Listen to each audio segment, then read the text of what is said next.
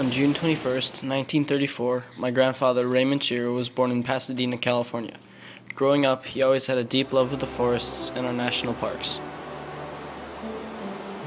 And since I enjoyed camping out, I thought, well, I'm going to look at forestry, and I made a visit to the local forestry office and picked up some information, and it kept growing on me and growing on me, and finally I decided, well, I think I want to go to the University of California at Berkeley to study forestry. He wanted to help grow the field of forestry and preserve the beauty of our country through America's greatest idea, the national park.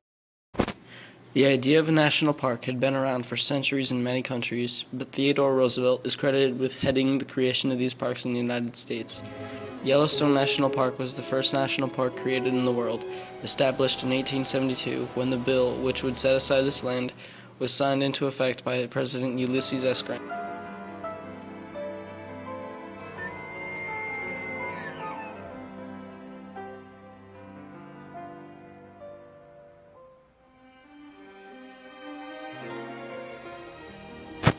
National parks have been said to be a beautiful example of American democracy because the land has been set aside for the people to enjoy.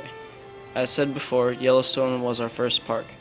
When the land was first set aside, it was in a territory, not a state, so the federal government took control of it in 1890 after a huge effort made by conservationists, including Theodore Roosevelt, to pass the bill.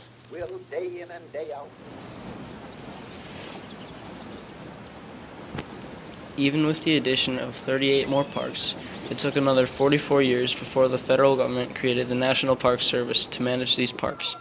Because of the creation of the NPS, hundreds of new parks and national monuments were created and managed. Today, there are 394 national sites, parks, and monuments under the direction of the NPS.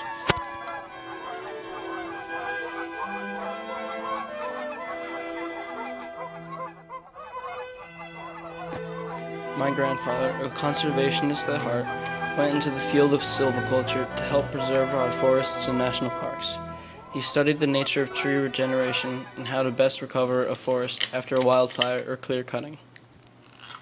When he first went into the field of silviculture after the Korean War, he was offered just about any job he wanted in the Forestry Service. Instead of taking a desk job, he said he wanted to research foresting.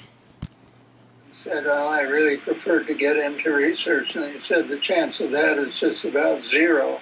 And I held out until the spring of 1957 when I got a phone call from the employment officer for Region 4 saying there is an opening in Missoula, Montana. Do you want me to put your application in for it?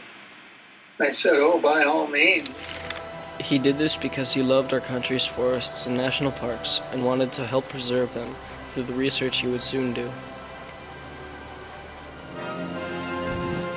Through the research he and a team of foresters carried out in Missoula, Montana on the regeneration of western larch, my grandfather published works that would aid the work to preserve not only America's national parks and forests, but also aid foresters internationally. Raymond, as well as other foresters at this time, were able to make an impact on the beauty of our country by preserving the land which has been set aside to be free from modernization. This land was put aside because Ulysses S. Grant, Theodore Roosevelt, and other prominent conservationists wanted the people to be able to experience the beauty of America for themselves. Do you think you've made an impact on the way foresting is done today? Well, I think the research that I did on regeneration has helped in the interpretation of how better to manage the forest so that particularly western larch will regenerate itself along with its associated conifer species, which there are about 7 other associated species. So yeah, I think I left an imprint.